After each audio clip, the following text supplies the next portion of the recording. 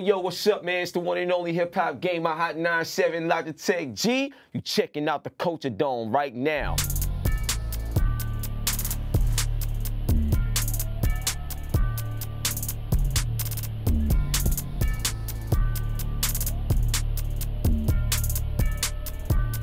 Hello, beautiful people, and welcome to the Culture Dome. I'm your girl, Chantell, and today I am joined by Relisha Gibson, editor-in-chief of Floss magazine, but also founder of Moms Who Grind. How are you doing today? I'm good. How are you today, love? We're doing okay. There's a lot of stuff going on out here. Yeah. I know you've been busy. Yes, every day of my life. So today you're going to be my honorary co-host, okay, which means we're going to chat about some current events before we get too deep into some of the amazing stuff that you're doing. Okay. So people can kind of get to know your opinions on the world before we get too deep into it. I have lots of them. Yeah, you know, we're just going to dip in. It's too much news for us to really cover it all. The president getting impeached, all these things are going on. Yeah, we're not going to tap into all of it. We're going to tap into the piece, because I feel like the president's going to be getting impeached for probably like the next 6-7 months, all the way up through the election. So we're not even going to get too deep into that. Right. But there have been a couple of things that have gone on. One, I'm a DC native. Okay. So just on principle, I'd like to shout out the Nats, who just won the World Series. If you didn't know. I did see that. Of course you did. Yes. That's all. No, but I did We're just taking a moment to marinate on the fact that DC has won some things. The Mystics won. Nobody really cares about women's basketball, but you know, maybe one year the rest. You see, you guys in New York, you guys know about winning things. I'm actually not New York. I live here now. That's true, but you're originally from Connecticut. Okay. So all we have is UConn. That's it. that's the only actually thing. is pretty solid. We solid. That's the only thing. In terms of a college, like, that's a pretty solid. I mean, but our UConn sports is solid. So, you know. So, yeah. So you got a little, that's all we got, really. Little light rep right there. All right. So there's been a lot of other things going on in the world. One thing that's actually been a trend, like all over the entire world, is there's been protests popping up in countries all over the world that are like anti-government, anti-capitalist protests. Right. So like Haiti's protesting, Chile's protesting. There's protests going on right now in all sorts of parts of Africa that are being colonized by different people. And so recently in Hong Kong, yesterday on Halloween, they had a protest where everybody wore masks. No, I didn't see it. I told y'all my devices were down, so Listen, I didn't even get to see it. It was actually kind of wild, because you know those masks that look like those V for Vendetta masks with right. So everybody came out wearing those because it was Halloween.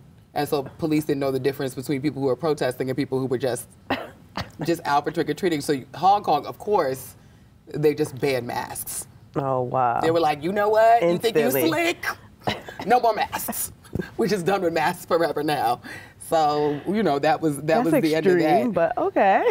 I know, but you know, I feel like the one thing you can count on for like China and Hong Kong is for it to be pretty extreme. Right. Like an episode of Black Mirror or like some crazy level of like intensity. Always. But Haiti is protesting because they ran out of oil. They have a gas shortage. You remember when there was that gas shortage here after Sandy? Yes, and it was 4 hours waiting for gas everywhere. It was crazy. Madness in the streets. People were selling those $5 gallons for $100. It almost makes you wonder if we ran out of gas here again and it was forever. Right. What would happen? Right. Because that's really what's happening in Haiti, is that they basically made it so difficult for the country to afford to get gas into the country that now they can't get it. So the gas stations are looking how it looked after Sandy, with crazy lines at one place that's the only place that has oil, people protesting, getting angry because basically they feel like the government's not holding things down for them, and there's no way to get food made or things shipped, and it's getting kind of risky. Yeah, well, that's going to turn into an all-out war, definitely. I feel like Haiti's always getting always getting some drama. Which makes me sad for them, because they're the first place to get rid of slavery. Right. Then after that, it was just like, one thing after another, just going wrong. And then in Chile, they're protesting because they've been raising stuff. This is like what could really happen in New York. And then they raised the MTA fare. They raised the metro fare. That's it. That's all they did. They was just like, one drop in the bucket too much. And everybody was like, you know what? And 1 million people protested in the streets. A million people. Maybe we need to take heed, cause I know New Yorkers just be like, damn. We need to take pay heed. that extra 75 cents though. I guess we just go with it. We don't even really do anything. MTA let us get off for the last 2 years without a raise, so that fare hike is coming up. Even with the whole new, like, well, you guys have some of them here in Manhattan where you could click, pay with the Omni. Oh, yeah. So, but I live in Staten Island, so it's like all of our buses and everything have that now. And I'm like, this is just a way for them to scam us and take our money and hack us. Then they're going to say, oh, our system got hacked, and we all going to be robbed. Hey, don't say that, because that might really happen. That's how I feel. I'm like, all of a sudden now, y'all want to go y'all want to go coin. First of all, y'all already like no dollars, just change in Metro cards, and now all of a sudden y'all want to just say in a few years, because if you see the signs, like they're posted everywhere that there's going to be transitioning. So from now to I think it's 2023 or 2024, everything in New York is going to be cardless. It's going to be contact pay. So you pay with your phone, or if your card, I don't know if if any of your bank cards or any cards have the it's basically like the Wi-Fi symbol with the 5 lines, look like the Wi-Fi. That is for like tap and pay. So that's what New York is going to succumb to in a few years. And then they're going to get hacked, I'm telling you, because MTA always talking about they ain't got no money. Well, you heard recently, you know what got hacked? WhatsApp. Did it? I didn't hear about that. And I particularly feel a way about this because all my Caribbean relatives only use WhatsApp. Right. That's like a thing. If you got family from other places, that they use WhatsApp. Right. And so what they were doing was finding people who were like protesters and people who had political like ideologies and stuff, and just hacking into their WhatsApp and taking their information. And WhatsApp didn't know. Right, of course. So now they're suing because it's like millions of breach data and people's personal information. And so it's like activists and artists and all sorts of people. And just how being ironic, targeted. though, is like these type of people. Yeah, I mean, I feel like that's always what it is, right? Like, it's always like somebody who's about to do something against the government. Next thing you know, like, their stuff's hacked. Next thing you know, I know. like, We better move on from this topic. Right, this show gonna be off the air. All of a sudden, the episode's just gonna cut off halfway through. Cameras just shut off. Lights go down. Yeah, well, let's move on. For the powers that be shut us off. But so the last sort of thing that happened that I thought was really interesting was that Obama kind of called out hashtag activism. He was saying that this is kind of like a trend that has to end.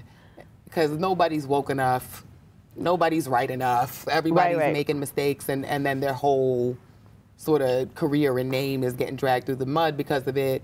And so he was essentially saying like that people who are just doing call outs and hashtag stuff, they're really not activists anyway. Right. That like that's not really all that activism is. And if all that you're doing is just telling people how offended you are, then you're probably not doing something. Right. And I agree though, because I feel like even with like the whole Mute R. Kelly movement, when you watch the Surviving R. Kelly documentary and then they go back to way before this documentary came out, they was going to different cities one by one and protesting outside of his concerts, like to not get his shows in these certain areas. And that turned into a whole nother thing and turned into a movement that turned into the documentary that turned into now him finally being prosecuted for the claim. So I feel like activism, but I did see that was at his Obama Foundation Summit, right? Yep. Yeah, I did watch a portion of that. And I definitely agree with that, though, because I think a lot of people just use social media to be bullies. Yeah. They just want to be bullies. They have a platform now. They're getting a little attention that they never got all their life, and this is what they're going to do all day, and there's not enough people who call them out on their shit. And I mean, I think the hard part is that it's on the one hand, it's like, so some hashtags lead to people really getting stuff making done, a change, right? Like the R. Kelly stuff was helpful in a lot of ways because people who nobody ever thought about, believed, cared about, like were really getting heard. But the other side of that, right, is that people are sometimes just kind of casting stones. Right. They're not really following through with any sort of action. Right. And then the question becomes like, what then? Right. If we just canceling everybody, what do we do with them then? Right. And it was interesting. I was watching something and they brought up like the way people are about prisons, right? It's sort of just like they're over there. So like we don't think about them. That cancel culture is kind of like that, right? Like you just cut people out. You say you don't want to deal with them anymore because they offended you, they did something, whatever. But then it's like, then what? Right. What happens to all those people that we done canceled in this culture where we still need to live with those people? they still gonna be in our lives in some capacity. Right. And it's like, now we have this whole pile of people that are just discarded. And I feel like, especially now, what you're starting to see is people who are so, they're like, I don't give a fuck if I offend people. I don't care if I, because like political correctness is getting crazy to the point where it's actually empowering people to be more offensive and more rude because they feel like it's just a talking point. And I think a lot of people do certain things to divert the attention from them too. So they try to deflect other people and, you know, their words or being hurtful or trying to shame somebody on social media, because in all reality, what are you really getting out of that? You're getting a couple of laughs, but if you're a compassionate or empathetic person, it's no way that you can get joy from causing pain or hurt or embarrassment to somebody, because that type of stuff is forever. You know, that's like long term. Yeah. I can't imagine something going viral about me, and I know the type of person that I am, so I would be able to move past it in life and deal with the issues, but everybody's not built like that. Yeah. And they're tearing people down just with their fake activism. So if you're not really gonna make a protest, it's not something that you stand for, that you really believe, that like how, you know, how Kaepernick took that knee, was able to walk away from his job and say, okay, because I really believe in this, I'm really passionate about that, and still continue his activism after his career was long and done. Yeah. So that, to me, that's activism. Like, I have real friends that I associate with, that I've worked with, I've interviewed them, and they're real activists. So, you know, so I can't take people like that not serious, because, like you said, where's the action? Yeah. And I can only imagine that you being in media. Right. And then on top of that, now being a mom. Right. That the combination of trying to figure out what exactly the message should be that we're sort of sending around, these things that are coming up over and over again, it gets complicated. That it's not like the easiest thing to sort of figure out what to say. I mean, honestly, it's more so you have to follow what you really believe. Like, for me, I just go with what I'm passionate about and things that I was brought up on, and even some things about with that. Like with my family, I sometimes have beef with a lot of my family members, because I'm like, well, a lot of the things that we were taught growing up doesn't really reflect what I'm trying to do or what I'm trying to do, or what did that get for you guys. So it's like I call my family out on certain things and they get upset. Like, oh, you're going against the family. You're trying to disrespect whoever. And I'm like, no, it's not that. These are the facts, and I'm going to call it how I see it. And I'm not going to raise my kids certain type of ways or certain things that I've seen growing up that I didn't think was acceptable behavior, but a lot of people take that offensively. So yeah, and I mean, I see you didn't cancel your family. Right. You still interacting with them, trying to. Some of them. I mean, listen. Some of them is canceled. They probably canceled me though.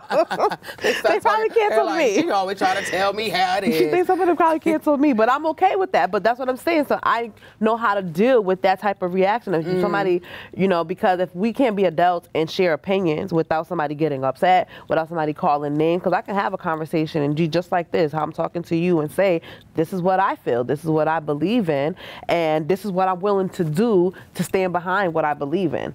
Everybody, some people just want to talk, and I'm like, well, what we doing? Okay, we talking, but what we getting out of this? What's the next step? When you call somebody out on it, they're like, oh, you think you all that. Oh, you think you this, and blah, blah, and that turns into something else. And I just really don't do that type of energy anymore. Like, well, as a mom, you don't have time for foolishness.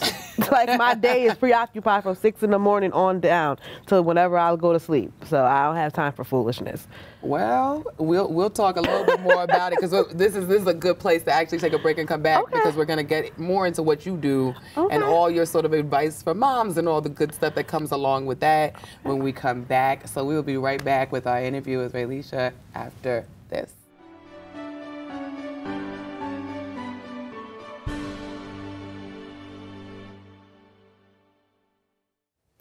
Hello everyone, my name is Jamel Henderson, the host of the Vanguard television show here at Young Boss Media TV.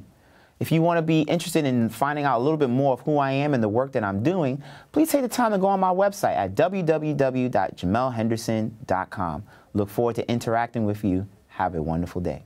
Welcome back to the Culture Dome, brought to you by Young Boss Media. And we're about to get into our interview and get a little bit more intimate with Relisha Gibson, who's the editor-in-chief of Floss magazine, but also founder of Moms Who Grind and co-host on the Beauty Cave still. Yes, ex-co-host. Not anymore. Well, the show is no longer. Former, right. Let's say not ex, because that sounds like something happened. But it's just not happening anymore. You're right, former, because there's no more show. Beauty Cave is now done. Yes, no more show. Okay, so recently stepping in as the editor-in-chief of Floss, How has it been so far? You're the first woman editor-in-chief of Floss magazine, which is, to be clear, a hip-hop magazine. Yes, a hip-hop lifestyle magazine. Which is, in hip-hop, it's always a big deal when a woman's in charge. Right. So definitely. I'm already... Thank you so much. Giving you a hand clap just for that. How's it been? Busy.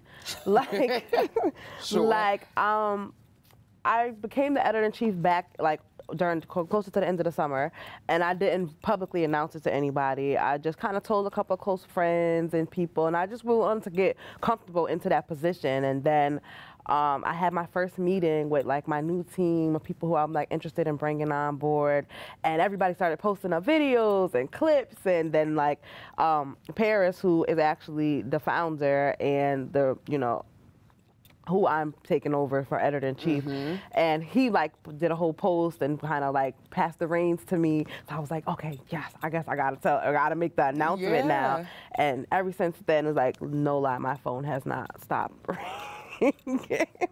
My phone had to stop ringing, emails, calls, but it's a blessing because everybody's really been really welcoming and just like, oh, you're so dope, like you're the perfect person for this. And so I feel really good moving forward. I've been connecting with a lot of great people. So far, the team I'm building is, they're exceptional. They're above and beyond, and they're equally as excited as I am. So that energy is always nice to have people around you who are pushing and, they're, just as excited as you. And I'm not coming in. I'm not a person that's like, oh, I'm the boss. I'm telling everybody what to do. I'm like, we all a team. We all equal. We all gonna get to this bag. Like, so, what's the next step? So, for me, really, I'm just looking forward to laying down a new foundation, just creating new content and bringing new ideas, things that's never been done with Floss. Obviously, too, covering a lot of like women's stories. I was going to say, is there anything? I don't want to get into the secret stuff that we're not supposed to know yet. But what are you thinking, other than just highlighting more women?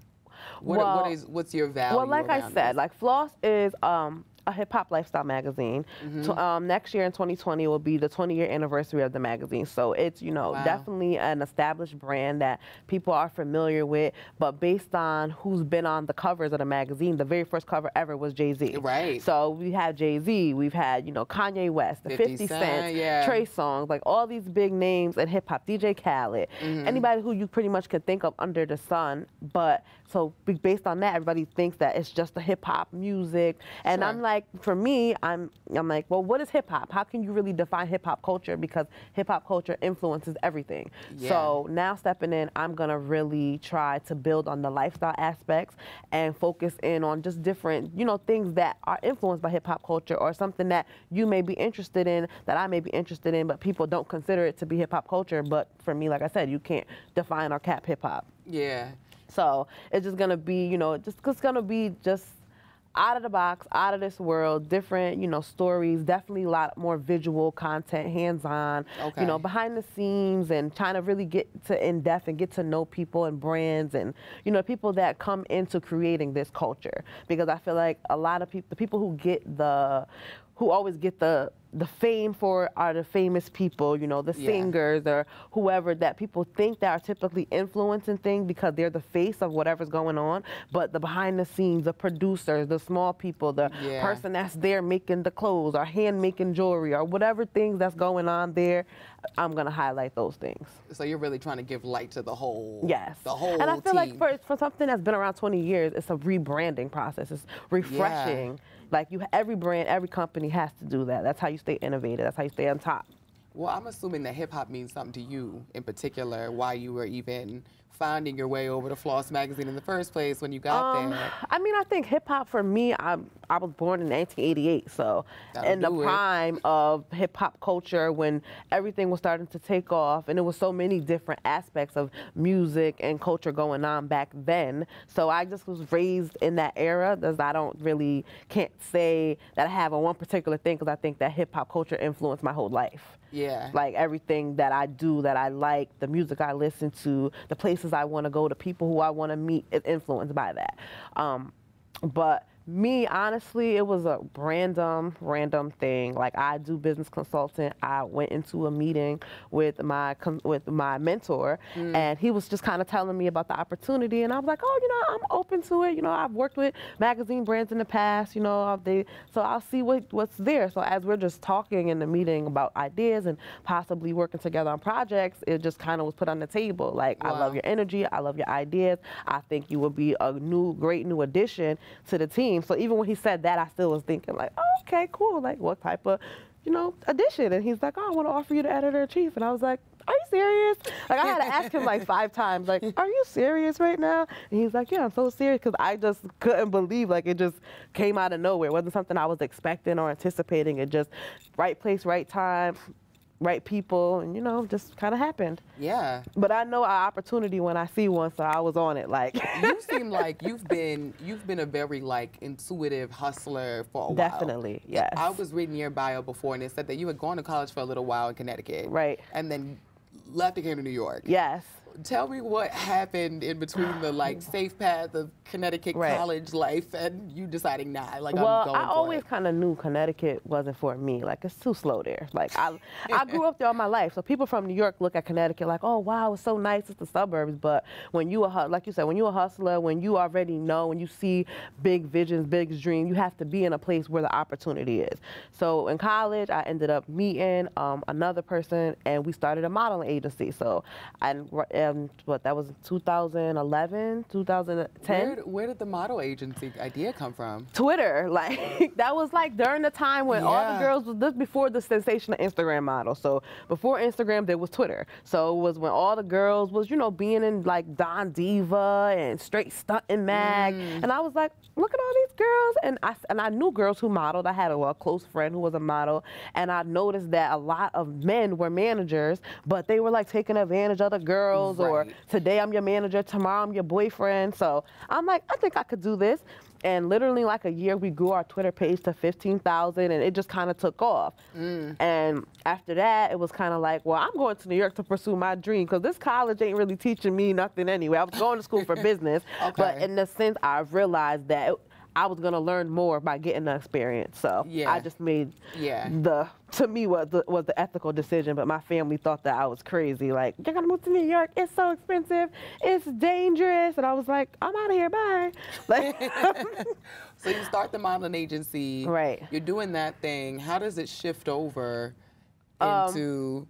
Well, I did we had the modeling agency for 5 years. So after like the first year, we actually transitioned from like, you know, eye candy models. And I was like, I think I could manage real models. Like, I've always been into fashion. I was meeting different connections in the industry. So then we were like, you know, an elite modeling agency. Like, people would come and people would be like, you know, for a smaller agency, you guys are really like professional. You got great quality models. We started getting like international models. So things were growing really fast. But my partner, she was really like reserved, and she didn't want to be like out and about and on the scene. And I got pregnant in 2013. I had my daughter in 2000. Well, I got pregnant at the end of 2013, beginning of 2014, and I had a high-risk pregnancy, so I had to slow down. I couldn't keep like going out to events, and it was just kind of like at that point we made the decision to kind of go our separate ways with the business, just because I'm like, well, I don't know what's gonna happen after I have this baby, and if you don't want to step up and fill in what I'm doing, it's like not really realistic to go on a hiatus from your business for 2 years and then just pop back up. So it just kind of came to an end. And then I had my 2 kids. My kids are 11 months apart, so I had them back to back. So I was home, and I was a stressed out mom, not getting dressed, not doing my hair, and I'm like, I need to do something. I gotta get out this house. But I didn't know what I wanted to do. I knew I didn't want to get back into the modeling agency thing, just because it was a very hectic lifestyle, like parties all the time and photo shoots and sets, and it's just the lifestyle. So having kids is not really realistic that I'm gonna be out at parties every day till 4 in the morning. And then one day I was just sitting down, and I'm like, you know, how can I combine my now new life with my passion, which is entrepreneurship?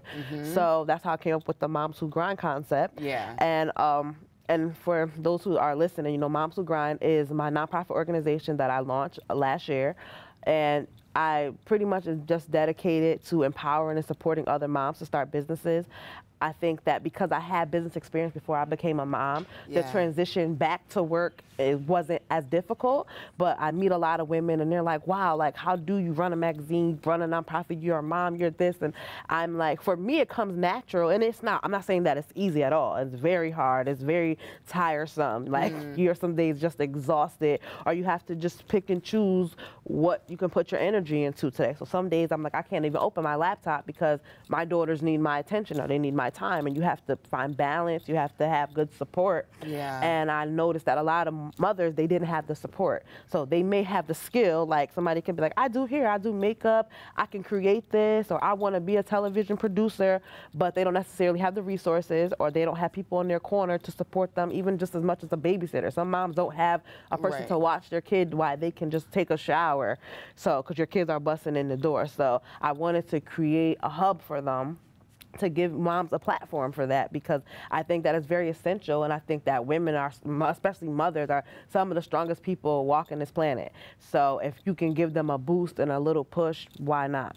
Well, did you go into sort of the year 2013 thinking maybe this year I'd like to become a mom, or what was your thought about being a mom before you actually?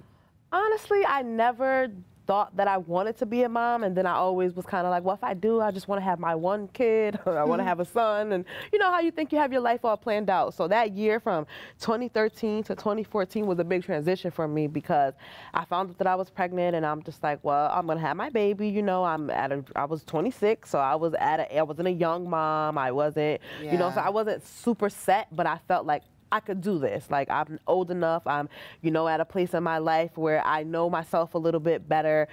So I just made that decision. So in that transition, though, it was like, you, as a mom, you have your days where you're like, oh, I love my kids, you guys are so cute. And the other days you're like, what the hell was I thinking? Why did I do this? Like, y'all kids is getting on my nerves today.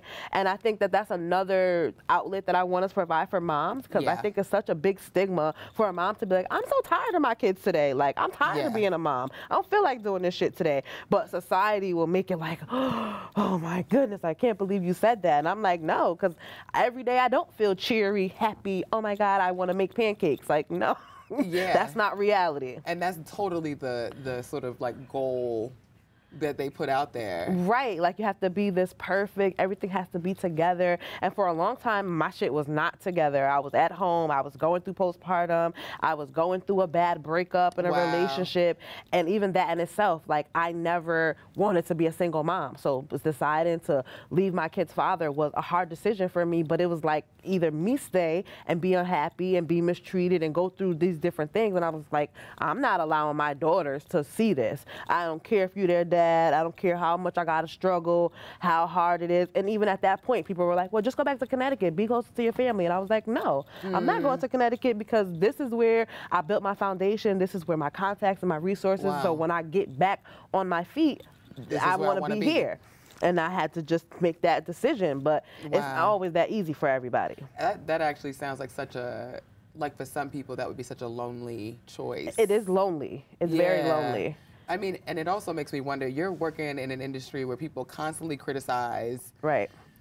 This is bad for kids, this is bad for kids, this is bad for kids. Then on the other side of that, you've got all your mom stuff. Do you let your kids into the hip hop world? Do you let them listen and watch sort of the stuff that comes along with that? I mean, they know what they should know at their age. You know, my kids are typical kids. They love their YouTubes and that type of stuff, but now they're in school, so school is really a priority, and that's kind of what our focus is. So whatever other things we do extra outside of school, and you know, they're kids though, they're 4 or 5, so they want to play, they want to jump, they want to explore. So, you know, to try to take them out and to see different things, and for me, I want to do things with them I never got to do as a child. So, like, you know, I want to get now into traveling, because when they were little, I'm like, I can't see myself traveling with 2 babies. That's just crazy. So excuse me, so now that they're a little bigger, you know, I talk to them about different places, where you want to go, what do you want to do, what kind of business do you want to start.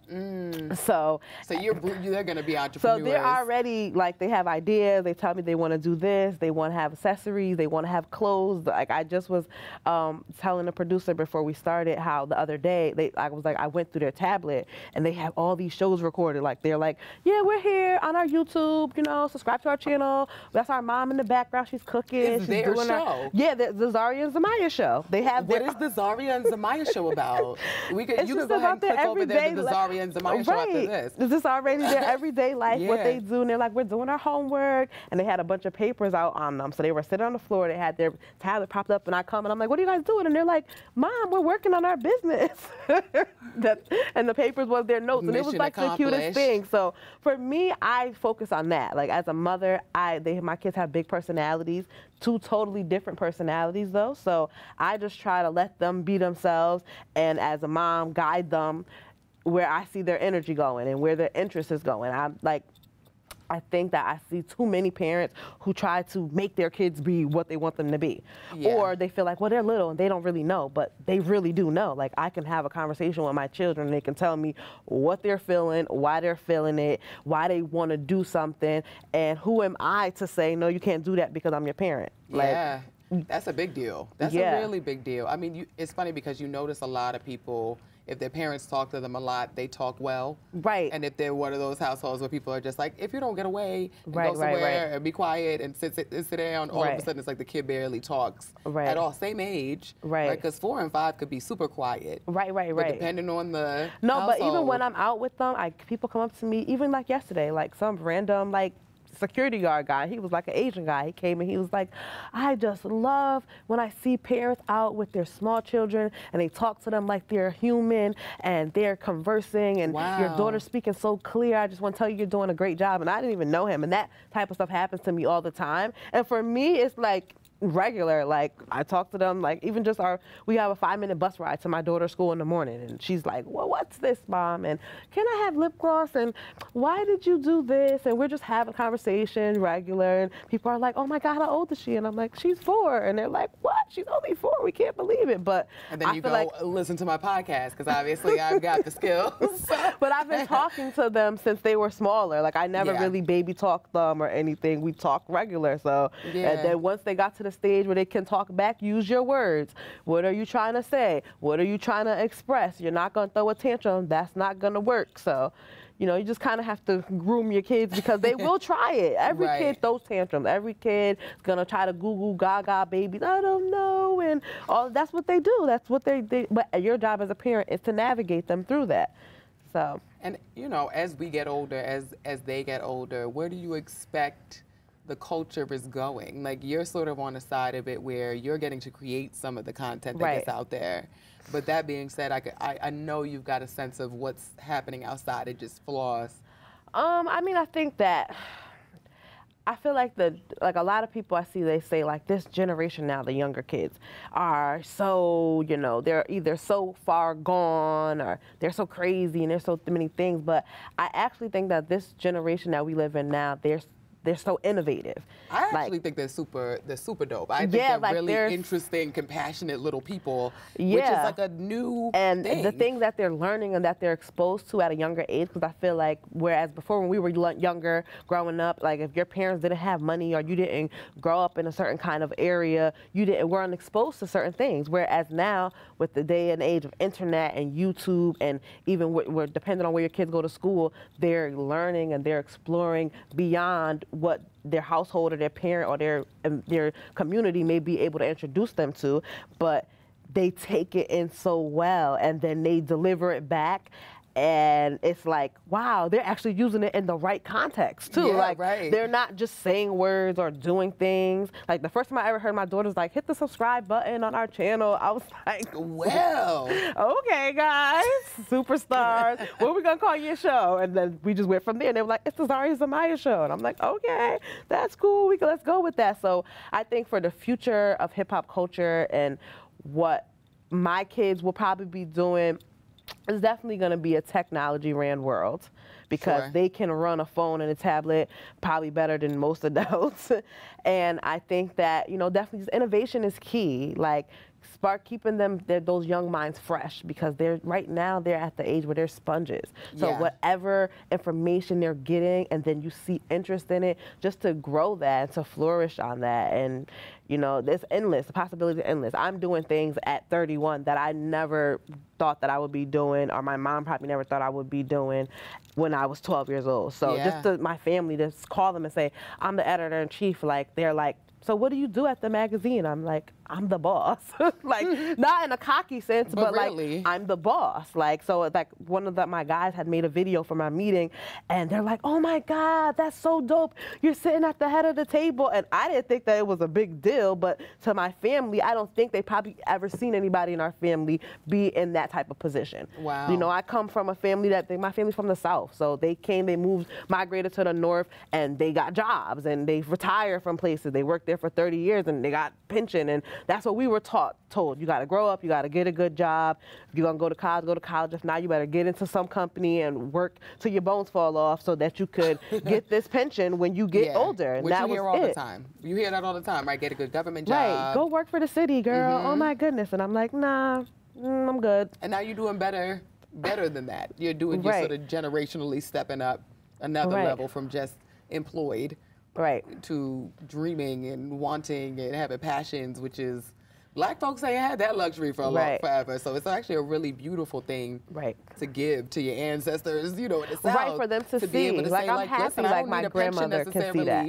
Yeah. Right, I'm happy. That makes me feel good. I feel like I have definitely am taking on a lot of responsibility for my family, but as far as like leading them into a new way and breaking those curses and showing them that, you know, so even if everybody don't take to it, but my kids do, at least the next generation will be like, well, we need to follow these steps because look what she became and look what her kids became because they followed in their mom's steps. Because I know that everybody is not always gonna, you know, take heed to it. Some people feel like, yeah, you're doing that, but that's the crazy way, or, you know, how much money you making and that type of thing. Because everybody don't understand what it is to follow a dream. Yeah. So. And so for you, you know, now that you've started your new position, you got your dreams going, your vision going, what should we expect in 2020 from Floss? 2020, definitely expect a huge anniversary something. So I don't know if it's going to be... Because it's 20 years. Yes, I don't know if it's going to be a huge anniversary mag or if it's going to be an event or a show, but just a huge anniversary something is coming, for sure. Whatever it is, I want to be in there. Let's go. You already... I'm going to be in there with Floss on the 20th. Could you come do some interviews on my red carpet? Oh, yeah. Oh, okay, I'll be in there you. with the folks on the carpet. Whatever you need, editor-in-chief. Okay, they got you. We in here serving the editor. Just hired you. No, definitely, but I need all that energy, and I think that you're a great interviewer, by the way, because I interview people, so you're like a natural. This is like, this is like when I am a therapy client and not just a therapist. Like sometimes I'd be like, I feel like, oh, you're doing a pretty damn good job over there. You're really seeing me, reading me. Right, no, but definitely, I would love to have you come aboard and like come do some stuff with us. Well, let's not even give you a minute to think about it. Let's go to a break, and when we come back, we're gonna play some games. Okay. And we'll be right back with Relisha Gibson right after this. What's up, everybody? It's your girl, Yamina Lejean. I want to give a big shout out to Culture Dome sponsor, Sinju Japanese Whiskey.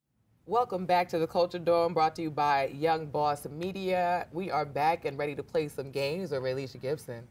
What kind of games? I think I'm nervous about the games now. We have one that's a special Halloween edition, fear or phobia edition game, right? All you really need to think about is what you would rather do. Okay. We're going to name two different things. You got to say, I'd rather do this or I'd rather do that.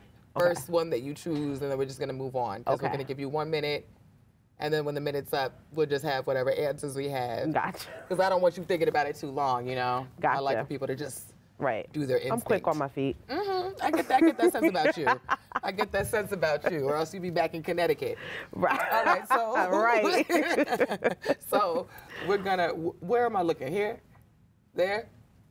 Doesn't matter? Okay, cool. So we're gonna turn over this hourglass and we're gonna give you 1 minute. So I'm gonna name two different things, one or the other, and you'll just name which one you'd rather do. Okay. All right? So here we go. So would you rather let a spider crawl on your face or let a rat crawl on your face? Spider, definitely. Okay. Would you rather catch on fire or catch frostbite? Frostbite. Would you rather skydive or bungee jump? Skydive. Would you rather eat a roach or eat a worm? A worm.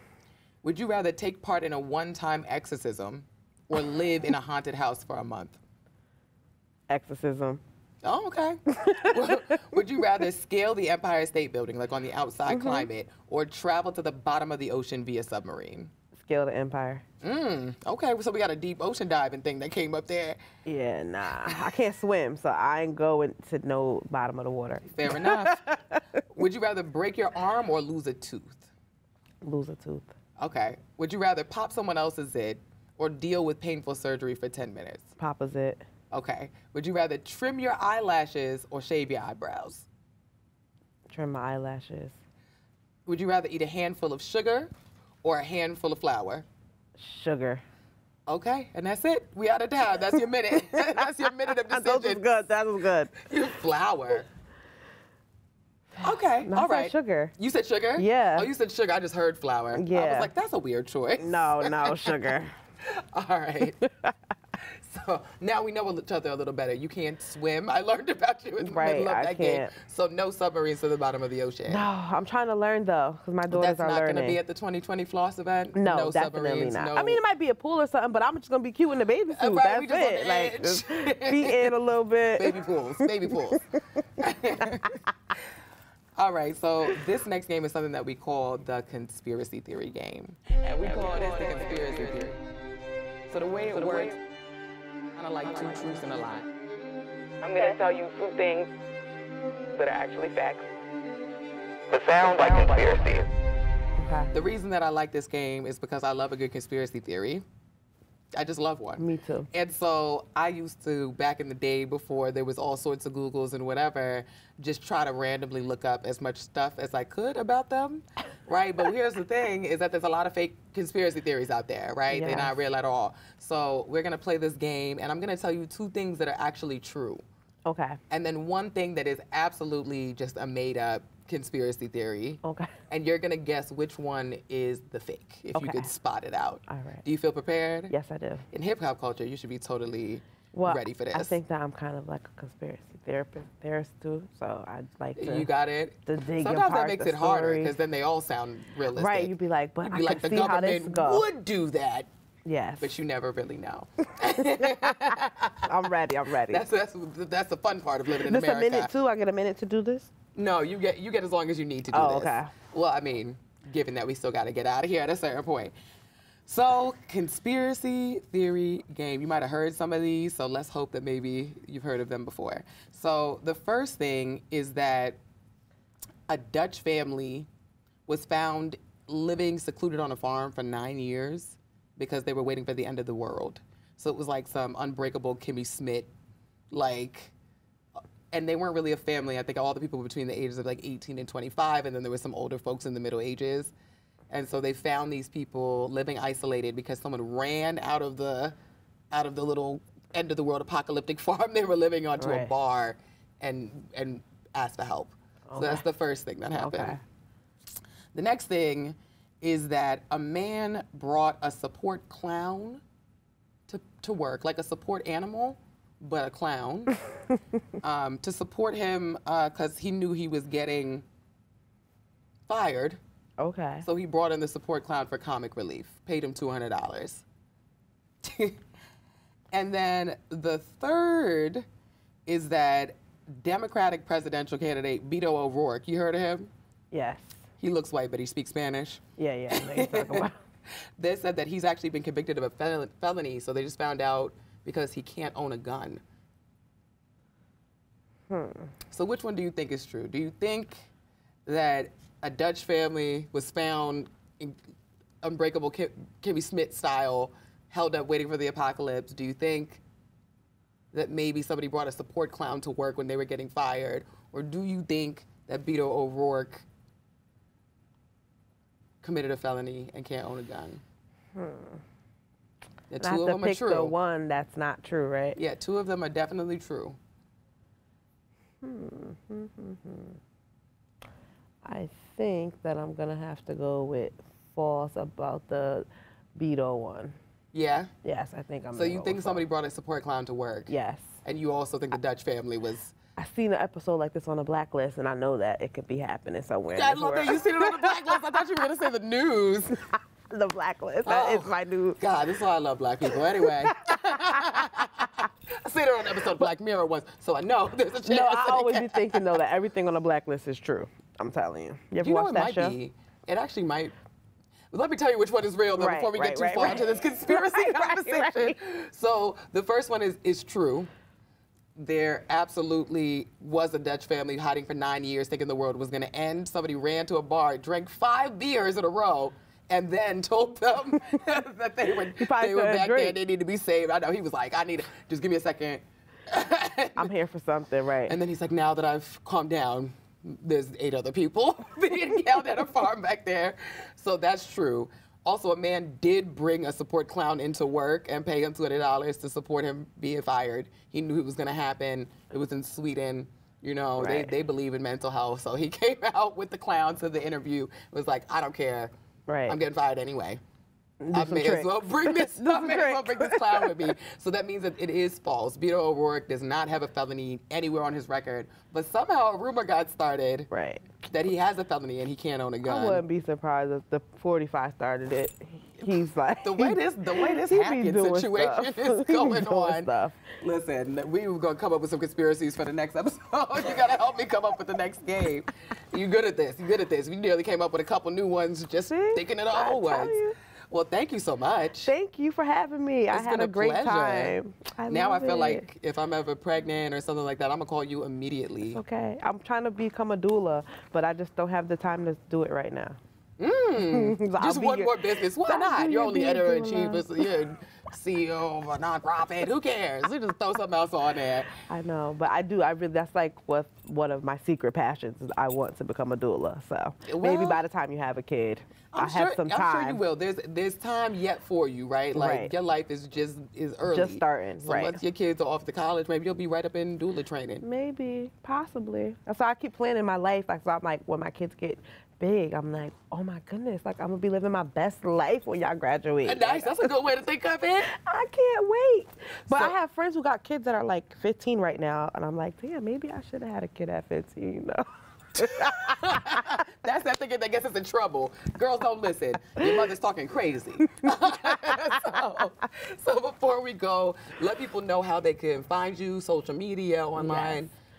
So for Floss, everything is Floss Magazine, so flossmagazine.com. All of the social media handles is Floss Magazine. My personal page is Relisha Monet, that's Relisha Monay, that's on Instagram. And Facebook, Relisha Gibson. That's really it. I could only manage like 2 social media platforms at once. Sorry, guys. But momswhogrind.com or momswhogrind.org, and you can find out all the information about Moms Who Grind and how, to become a part of the movement. Yes. Yes. Thank you. You're welcome. All right. Well, thank you for joining us today. For more, you can subscribe to Young Boss Media on YouTube, and you can always catch us here on the Culture Dome. Have a wonderful day, y'all. Thanks for joining us.